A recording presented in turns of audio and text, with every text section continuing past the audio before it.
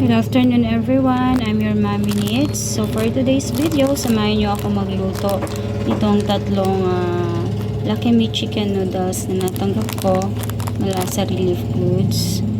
At meron ako ditong isang malaking sayote. So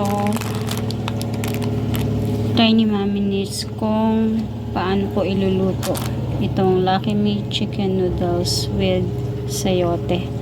So, handa ko muna yung aking mga ingredients. So, siya nga pala, wala akong sibuyas, bawang. Kaya, ito lang dalawang mismo na to yung aking lulutuin at lalagyan ko lang ng seasoning. Nahiwa ko na yung sayote. At ito, naka-ready na din tong Lucky Me chicken noodles. So, durog talaga siya. Yan. Ang buksan ko, durog talaga.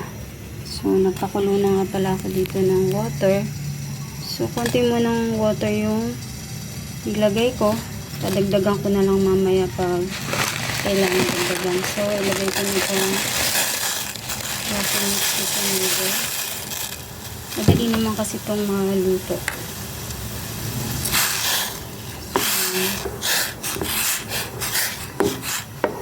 Tapos kumukulo na.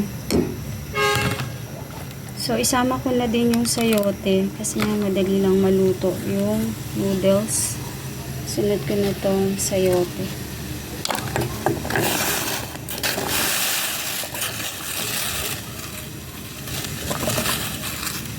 So, ayan. Tapos, lagay ko na din yung pinaka-seasoning ng chicken. Tatry kong ilagay yung isa muna. Baka okay na kahit isa lang. Para hindi na ako maglagay ng ibang seasoning. Ito na yung ilalagay ko pinaka-seasoning.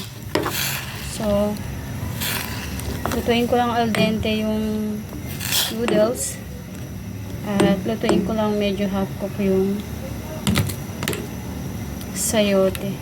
So, ganun lang kasimple yung gagawin kong luto dito sa tatlong Lucky Me chicken at sayote.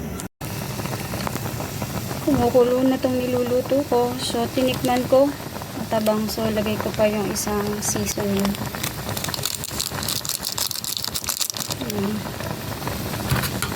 So, for sure, okay na to. Para hindi siya masyadong maalat. Pinaiin ko yung sabaw. Para makahigop ako ng sabaw ngayong hapunan ko. So, ito na yung pinaka-dinner ko ngayong gabi. Hindi na ako magra-rice. Ito na yung pinaka-dinner ko.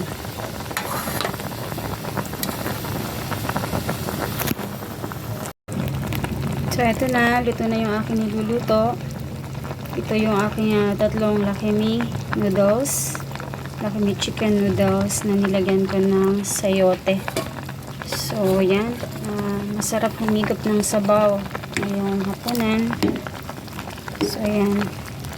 Kahit pa paano, na-level up ko yung aking tatlong Lucky Me chicken noodles. So, kung gustuhan nyo yung aking video, please subscribe on my YouTube channel. Kung di pa kayo nakapag-subscribe, please to like and share my videos. At pwede din po kayong mag-comment. So, sabi ko nga sa mga previous video ko, ito lang po yung available ko sa kitchen. Wala po akong garlic and onion. Kaya ito, Mommy Needs is a very flexible mom. So, ang mahalaga po ay masarap yung pagkakaluto kahit kulang po sa mga ingredients. So, yun lang po. Thank you for watching. Have a blessed night sa inyong lahat. Bye!